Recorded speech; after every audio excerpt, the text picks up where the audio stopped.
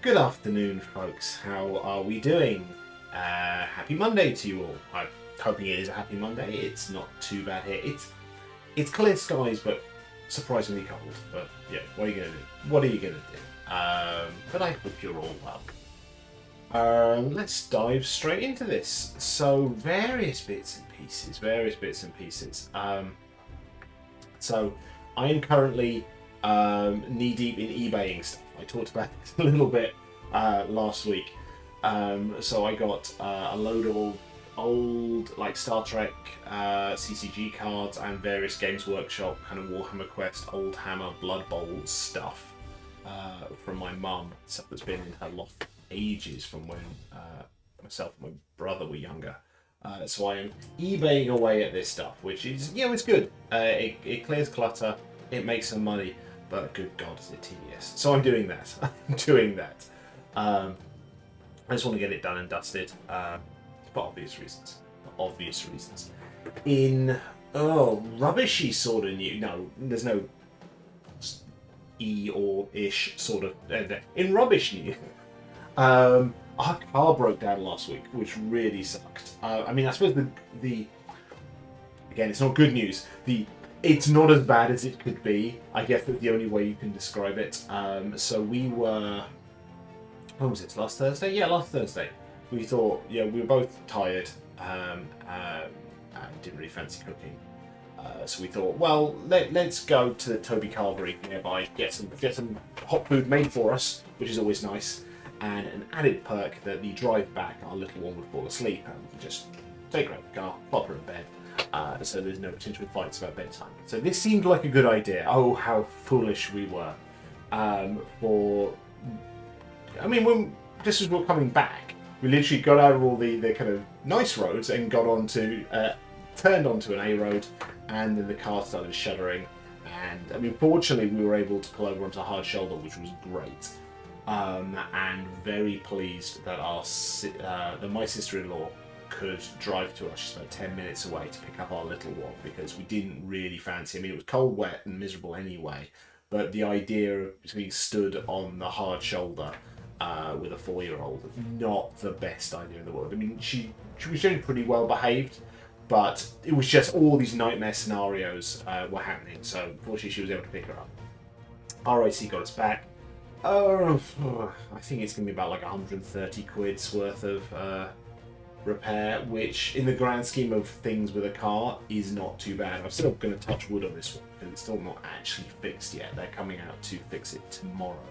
So we've been a few days, including the weekend, without a car, which is frustrating. It kind of limits what you can do a lot. So my wife's been, kind of Ubering to work and dropping off the little one in the nursery on the way, picking up on the way back and stuff like that, which is not ideal.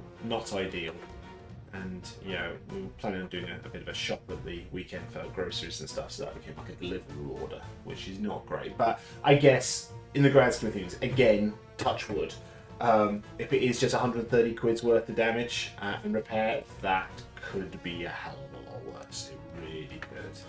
So yeah, that was frustrating. Let's move on to something more exciting. I talked last time about the fact I was a little bit behind on X-Men 97. I have now watched episodes 5 and 6. Good grief. I knew the spoiler for episode 5, which was gutting, really, but it was a very, very good episode. So very impressed with what they're doing with that series. I'm looking forward to the rest of it. And again, hoping beyond hope that the success of this means we get a Spider-Man revival. That would be really, really fun. What else is going on? Well, a few little bits and pieces here. So I've talked a couple of times about Shought Thorts. So Shought Thorts is my kind of bite-sized, quick-fire interview show that I'm going to be launching imminently. So I'm going to be doing one-on-one interviews with various creators in the tabletop RPG and general gaming kind of field. 10 questions, some serious, some silly. And I'm starting doing interviews for that this week, which is really, really fun. It's now become a very real thing. I thought, well, it'd be good to do this kind of quick-fire interview thing. And when I decided, once I'd written the questions, I then commissioned some kind of overlay artwork for editing it up. And now I've actually got 2 people booked. I'm doing one interview on Wednesday, one next Thursday, and I've got expressions of interest from about kind of 5-6 other people. Really exciting. A little bit nervous, I'm not going to lie. It's weird. You know, I'm not normally nervous about kind of this kind of thing because, I mean, public speaking in general, I was a teacher for a very, very long time, so I'm used to public speaking. My day job, I do so many Teams calls, whether it's to small audiences or big audiences. I do this multiple times a week, and yet still a one-on-one interview is slightly different. I mean, I have the advantage on this one that it's not going to be live streamed, so I'm going to be recording it. I'm going to record it on a Zoom call, and then edit it up. And put it on YouTube, and eventually it will be a podcast as well. I mean, I would like it to be a podcast. I need to look at the practicalities of hosting, because while a YouTube video can be very easily turned into a podcast, it then just goes onto like YouTube's podcast thing. Whereas if I'm going to do a podcast, I'm going to put it everywhere, which costs money. So I kind of want to see the response to the YouTube version first before I commit to more monthly fees to do podcast stuff.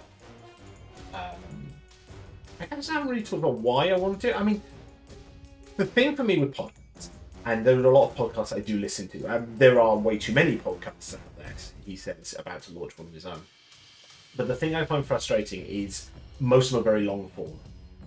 You know, if you're listening to an actual play, they're going to be like 3+ hours. A lot of other stuff, even interviews, are going to be an hour, maybe 2 hours. Whereas inevitably, if I'm listening to a podcast, I'm either commuting or I'm maybe just kind of nipping down to the shop. So it's a short journey. Whereas I thought there's maybe something in the market for something that's a little bit shorter and snappier. And also in terms of interviews in the gaming space, a lot of stuff's been said already. You know, it's difficult to reinvent that because, you know, all the questions get asked. So I thought, let's do something a little bit novelty. It's kind of in the, I guess, the best comparisons, and I'm not going to even try and put myself in the same kind of level of them, but the Inside the Actors studio questionnaire and the Colbert questionnaire, just something that's a little bit silly. There's some serious stuff in there as well, but it'll give a nice little bit of insight into the interesting thoughts of the people I'm interviewing. So I'm excited about that. I think it's going to be an awful lot of fun. General idea, I'm hoping to be releasing these kind of fortnightly. I'm not going to tie myself directly to a strict schedule because inevitably that will go wrong immediately, but that's kind of what I'm aiming for, and we'll see how it goes. But yeah, actually start recording that on Wednesday, so that should be a lot of fun, which should be cool. What else? So last time we talked, well, actually, basically the entire of last time was talking about video game adaptations, and I kind of prefaced that with saying I had not watched Fallout yet. I have now seen the first episode of Fallout. Much as I would have loved to have binged it all, by this stage I've only watched one episode, and that's due to time alone. I mean, the short version is really enjoyed it. Really enjoyed it. It captured the tone very, very nicely. Some of these things, you know, I'm not going to repeat everything I said last time, but there are a lot of ways you do video game adaptations badly, and this isn't it. This has done a very, very good job. I mentioned last time that my father-in-law ended up watching the first couple of episodes, and he said, "Oh, you won't like it, it's too silly." Now, that's because he likes kind of grittier stuff.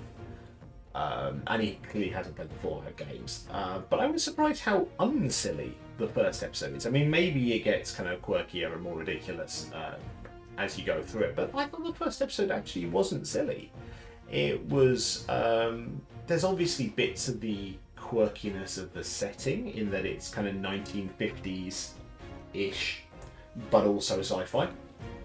So that, I guess you could find jarring if you're not kind of aware of Fallout, but you know, it didn't seem foolish in any way. In fact, actually, it was bloody hard hitting in a lot of places. So I'm not quite sure what his complaint was in there, but maybe just it wasn't his cup of tea, and that's fine. Not everything's for everybody.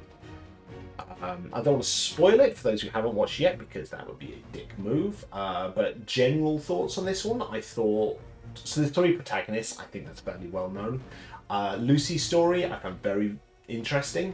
I want to know more, to the degree that when we cut over to the second protagonist, it's like, can't we just stay with Lucy a little bit longer? But I know they're introducing these characters, and the fact that they made me want to know more so quickly, I think was done very, very well. Maximus, I think, will be intriguing. I'm not hooked yet on his story, but then I've only spent 20 minutes.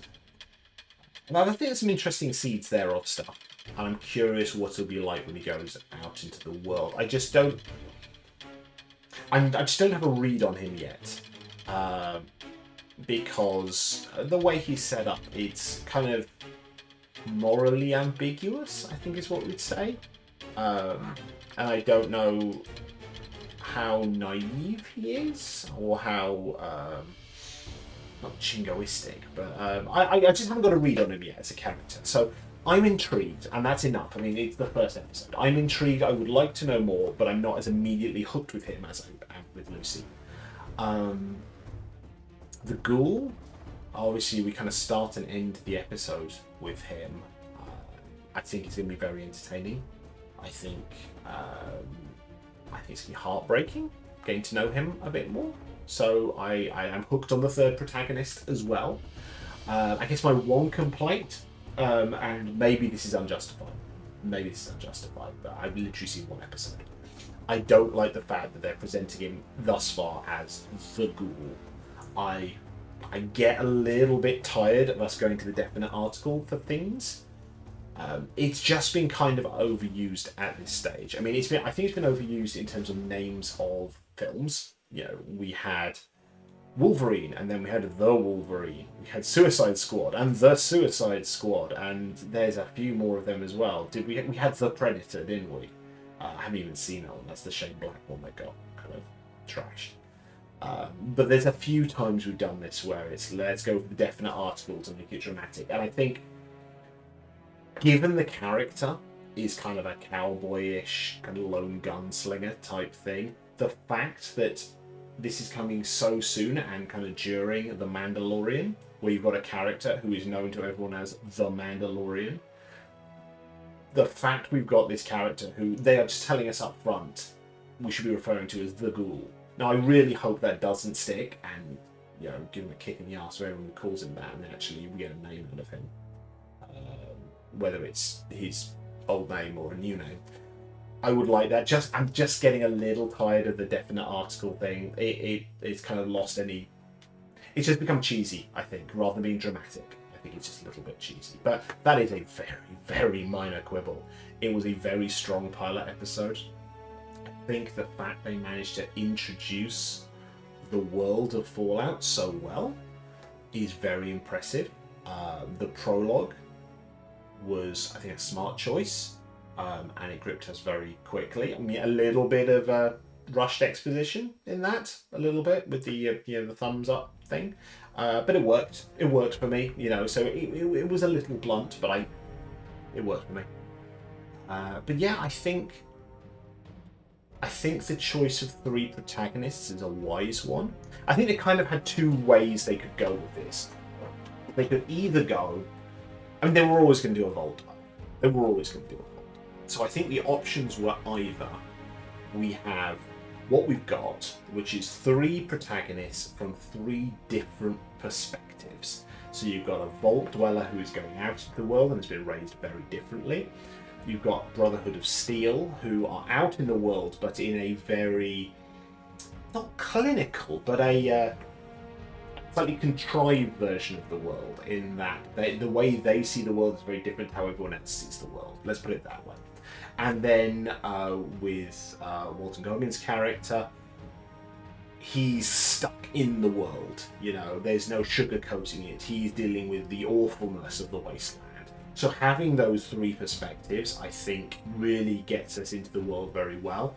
And assuming they do meet, I mean, they might not, I don't know, and I've deliberately avoided spoilers.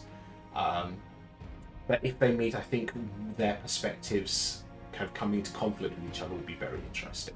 I think the other way they could have done it is just go pure Vault Dweller, which is obviously what you do in the game. So you are a Vault Dweller who goes out to the world and then discovers things. which sort of works, other than the fact we know the world by this stage. But I think in terms of ways to expose everyone to it, I think this will work. I'd be intrigued if they'd done it the other way, but I think there is a chance if they'd just done pure Vault Dweller going out to the world, they would have people getting... I think there's a chance if they did that it's kind of the mis-selling type thing. You couldn't do it kind of... I'm thinking this through. So let's run this through. So if you've got someone who has not seen any of the advertising and just picks up the show and they do Vault Dweller, goes out into the world, then every time they see something new, that is going to be new to them, more or less. But there's a chance that you are playing quite a mean trick on the audience. It's that whole thing about, it's okay for the character to experience this, but do you want the audience to experience that, Because the Wasteland is pretty horrific. I don't know how much we see in terms of creatures like Deathclaws and stuff like that, but I think there's a chance that you're going to have someone start the show, think it's one thing, then discover it's something else, and they're not going to like that, which doesn't necessarily work. If they do know about the world, whether they play the games or if they've just seen a lot of advertising and adverts and stuff, then it's going to be, I just want to get to that bit. Whereas I think the 3 protagonists mean you get to explore all aspects of it in each episode. And I think that's probably the best solution. I mean, I got to assume that they had this thought of, are we just going to focus on one person or are we going to focus on multiple people? I think from what I've seen so far that they've made a good choice on that one. So I am excited to watch more. I don't know when I'm going to watch more, because I've got a million things I need to be doing in the evenings, but and I don't want to be watching it while doing something else. I actually just want to sit down and just watch that. But I'm very excited to watch more of it. So, yay! Good on them. It looks like they made a really good show. And the fact that, people I know and trust have said it's a really good show means I trust I'm going to get a really good experience out of this. So, yay. That's good.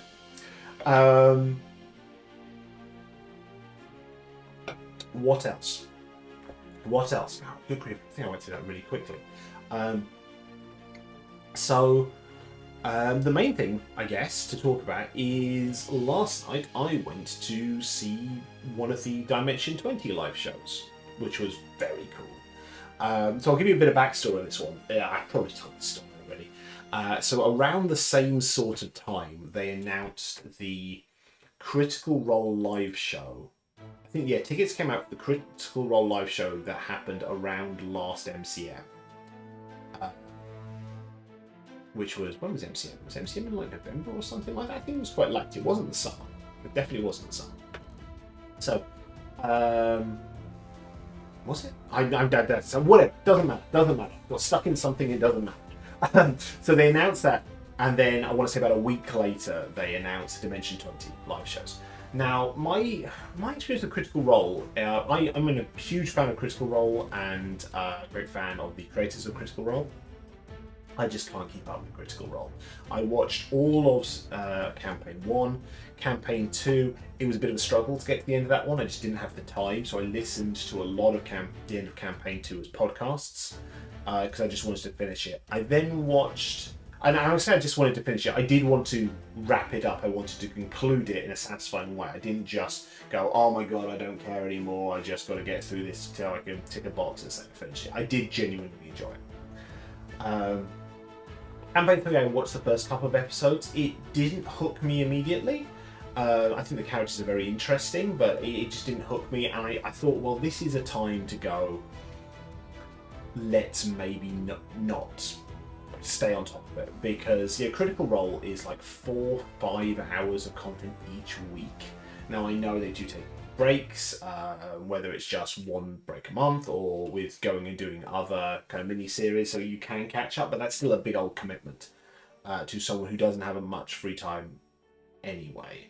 So I kind of got left Critical Role, as it were, but I kind of keep an eye on what's going on. Now, obviously, the live show that happened at MCM was it was a return to campaign 2. So I was kind of curious on that one, but I thought I'm not too fussed about going, because I think it was recorded. So I thought I'll probably watch it at some point. I haven't, but that was my thinking. Is that I would. Sorry, I've got a really itchy nose then. It's really bugging me.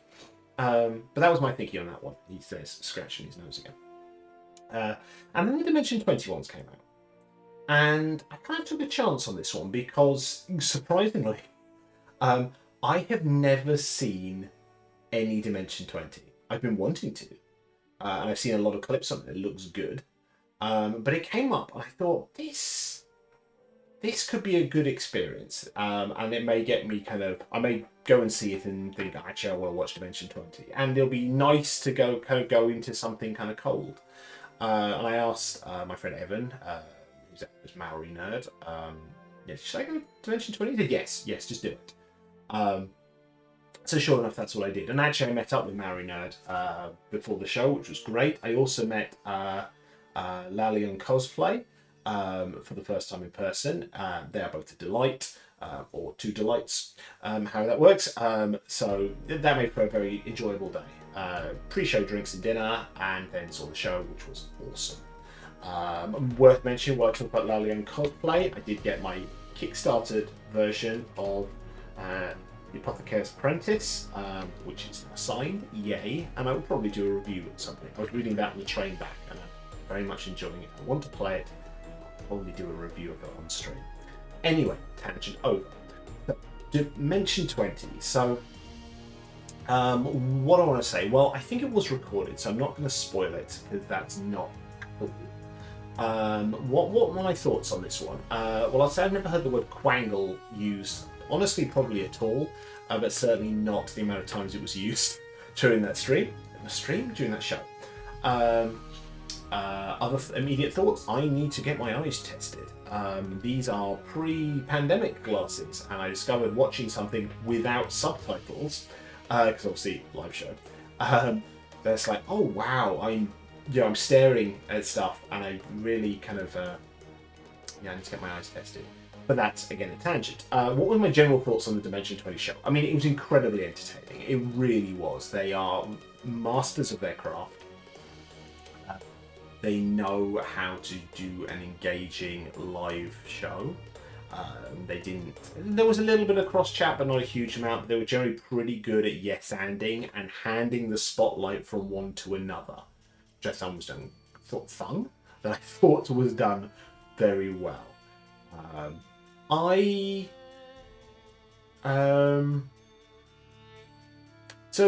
I said, I've not seen any Dimension 20. I would like to. Essentially, it's a time commitment thing. I've done the maths on this before, because actually a subscription to Dropout is not a lot. It's something like £5 a month. It's not horrendous. I just done kind of the cost analysis. I can't speak today. I've done the kind of analysis of, I want to watch this stuff. I know I don't have enough time to watch this stuff. And I've already got a lot of subscriptions as it is. So in terms of look, I'm not going to commit more money monthly to a thing I'm not going to be able to watch as much as I would like. That might change now. I did really enjoy it, and I think I would dabble in it. So I think you get a free trial anyway. So I might do that and then see if I want to go with it. I was... When the show started, there was a great energy in the room. And then the first 10 minutes, I was kind of nervous because it was... I'm not going to spoil how they've done the live show and, the kind of gimmick of the quangliness of it. And I was a little bit nervous at the start of it because it just seemed to be kind of... Not in joke, but the fact is, stuff was announced, things were happening, characters, this, that, and the other, world, and the room was going wild, and I'm like, I don't know who any of these people are. I don't know what this is about. Is the whole show going to be like this? Because if so, I think, I kind of enjoy it, but not really as much as I would like. I would say that passed off about the first 10-15 minutes, because they did a really good job of making sure the characters, they gave very, very quickly to someone who'd never seen these characters before, or even most of these actors before, they very quickly gave you a feel of the characters, and you enjoyed what was going on and the journey along the way and the wackiness of it all, even though I wasn't getting the kind of deep cut references and callbacks to things that have happened on the previous seasons of the show. I imagine I would have enjoyed it way more if I'd seen all the seasons, but it's not that I didn't enjoy it. I had a really, really good time, I had a really good night, and it was incredibly entertaining.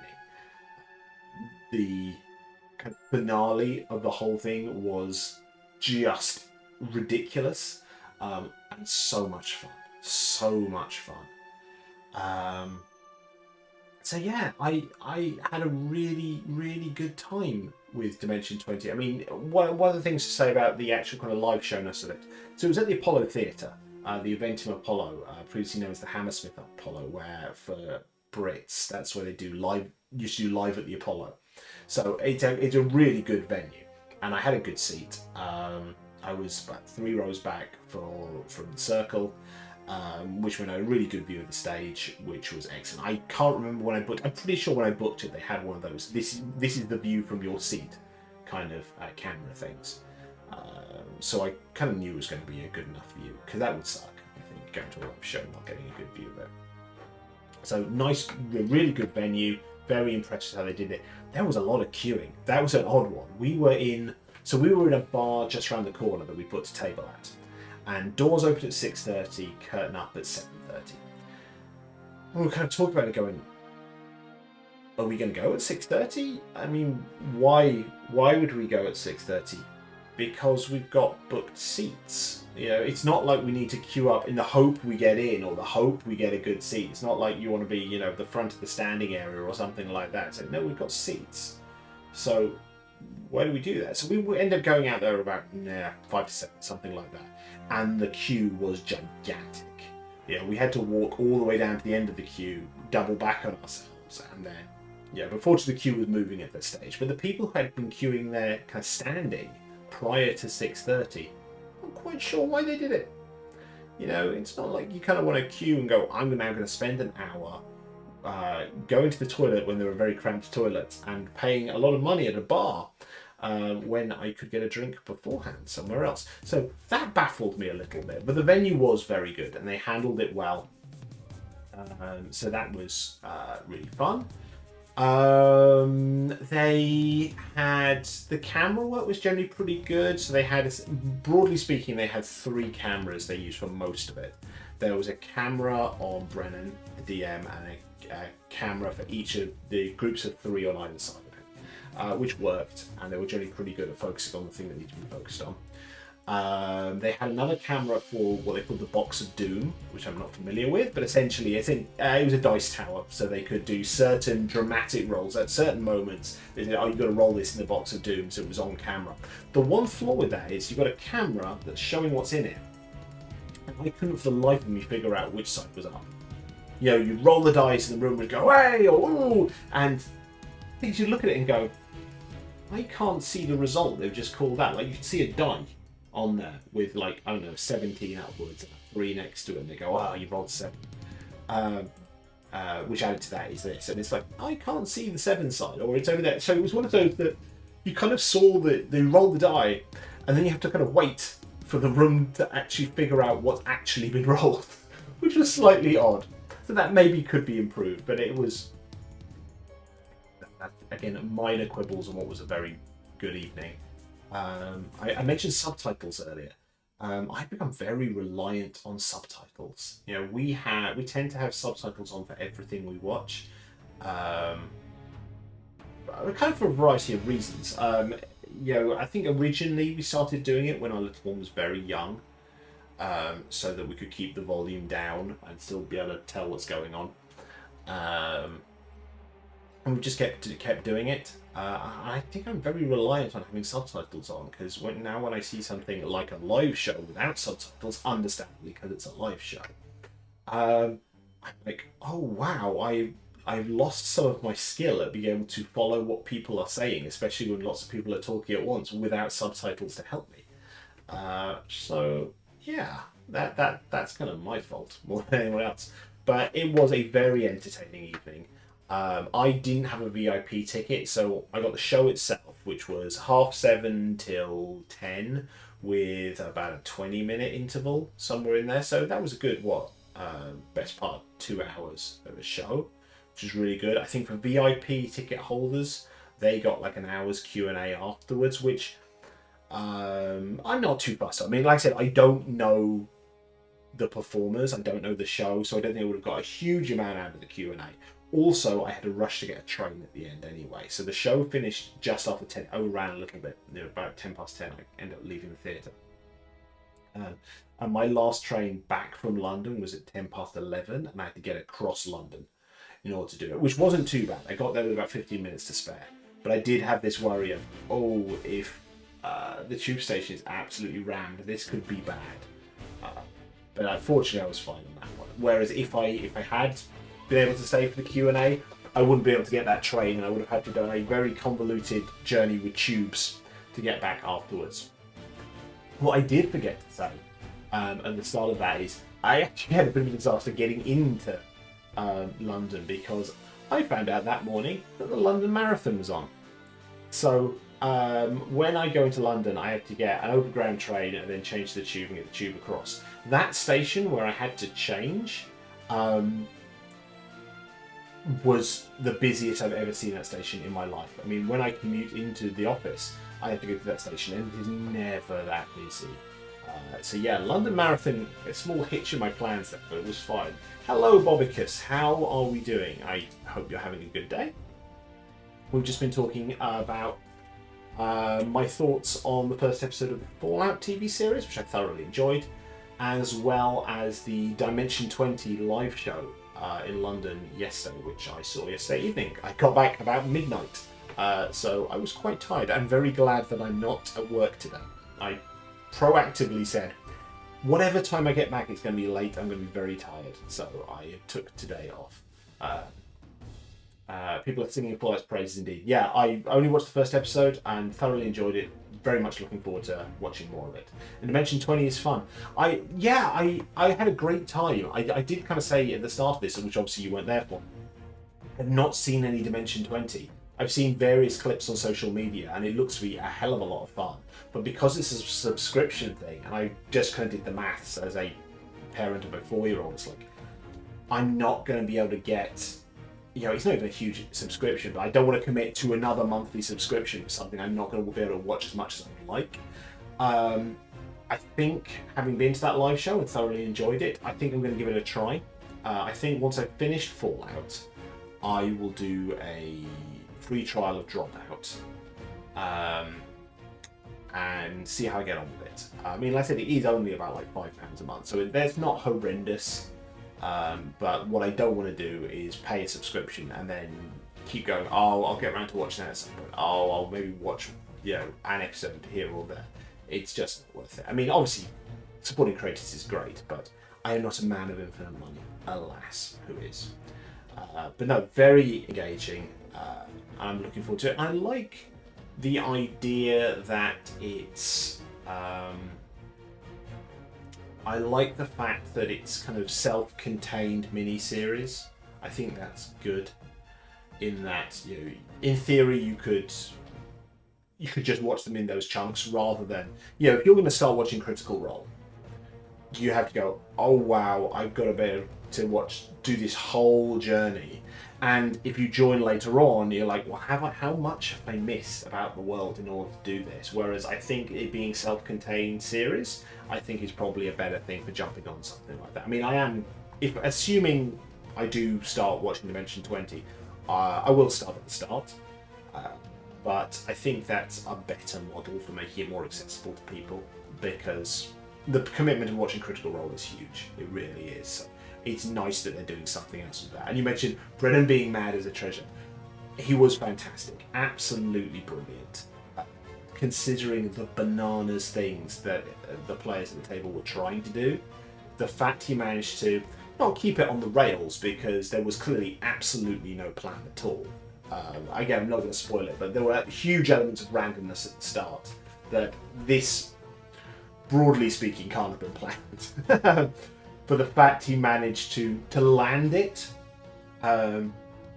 with all the chaos going on, the fact managed to land it into a finale. There were definitely times near the end where clearly he was keeping an eye on the time and going, okay, we've only got like 10 minutes left, so let's try and steer this in towards a finale sort of place.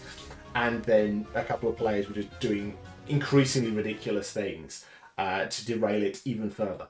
No, but a master of his craft, very entertaining, as were all the players. And I said, I don't know the players from other things, which I thought would be a worry, but actually I now just want to see more of them doing stuff. And that's kind of one of the reasons why I'm actually going to probably sign up for the free trial of Dropout, because I want to see these people do more silly things. And I got just a taster of it yesterday, so I would like more of it. And assuming it was recorded, and I think it was, I think it would be very interesting to watch Dimension 20 and then see that live show again, the recorded version of it. Now, once I know all the in-jokes and know the richness of the characters, I think that'd be very fun. But I had a cracking time, really did. So I would highly recommend it, and I would go see it again. If when they do the next Dimension 20 tour, I would happily see it again. A very good vibe, and a thoroughly enjoyable evening.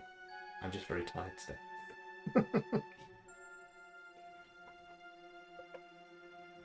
So, probably I'll start wrapping this up just because I kind of breeze through the Fallout stuff very, very quickly, and rather than trying to muster energy on another topic, I will probably start to draw this to a close. What's going on? So, next stream is lunch chat with games on Wednesday. Obviously, we've done 2 streams of Quilts of Cats of Calico, which I thoroughly enjoyed. I think we're going to try Wingspan. I think we'll do what we did with Calico, assuming it's got a tutorial. I think I'll do a kind of a cold stream of playing Wingspan, which is made by the same software company that made Calico. So I will just check it runs on my computer, and I'm pretty sure it will. I'll check it has a tutorial, and we'll probably do that as the stream. I'll do the tutorial, and we'll see how accessible it is. For someone who's not played that particular game before, I've heard people tell great things about Wingspan and Wormspan, the new version of it with dragons. So I think that's what we'll try on Wednesday, unless I get a better idea. That's what we'll be doing on Wednesday. Wednesday evening, I'm doing my first recording for Shought Thorts, with the hope that first episode will come out. I think it'll be optimistic to say the week after, but let's give it 2 weeks, because it'll be the first time I'm doing it. I've done a kind of dry run of the editing process of it, but I think until I've actually done a full interview, I'm not going to know kind of what the target length of this is. I'll see how it goes. So the actual release that will probably, I think, in probably about 2 weeks. But that'll be fun. Next Monday, and I'll probably do this along with this lunch chat next Monday. It's the 2nd anniversary of Little But Fierce, so I released that starter edition almost 2 years ago, which time flies on that one. So I'm doing exactly what I did last year. So you will get a free. I mean, technically it's pay what you want, but it's free. Add-on for Little But Fierce. It's bigger than the one you got last year. So this is called 6 Impossible Things. It is Alice in Wonderland themed. You will get 6 impossible things. So you will get 2 new kin, you will get 2 new creatures, and you will get 2 new magic items as a little free add-on. And I'll also do a sale on the day as well. I haven't figured out how much of a sale I'm going to do, but the Little But Fierce bundle will be even cheaper for that day only. Or maybe I'll give it a couple of days for time zones and the like. Actually, considering the fact it's on the 29th, I'll probably let it run over payday so that people can get paid and then pick it up if they want to. So we'll probably have it as a couple of days sale to run over it into the start of May. But that'll be good. Always good to get more content out there for Little But Fierce. And I had a lot of fun doing this one. Because I was doing the Alice in Wonderland theme, it was trying to get something that captured the essence of those particular characters and those particular elements, plus I was using the actual artwork, which is public domain as well. So I like what I did with this add-on. And I'm looking forward to putting it out there. It should be cool. I think that is about it. So let's do the standard kind of wrap-up spiel. Thank you very much for joining me. If you're not already following me, please follow me. That would be awesome. If you want to follow me on social media, the main places you will find me are on Twitter, DC Bradshaw RPG, and on Blue Sky, dcbradshaw.com, if you would like less of a binfire experience.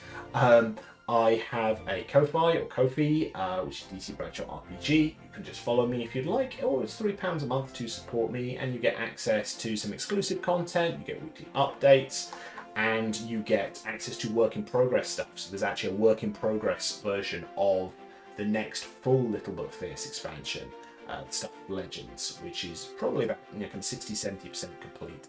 No artwork, but you can play around with that if you'd like, if you sign up on my Ko-Fi.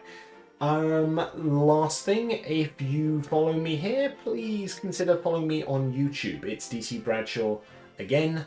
All my VODs go on there, as well as original content, which is where the only place you'll be able to find the Shought Thorts interviews once they start. So if you follow me here, youtube.com/@DCBradshaw, if you'd like to follow me there.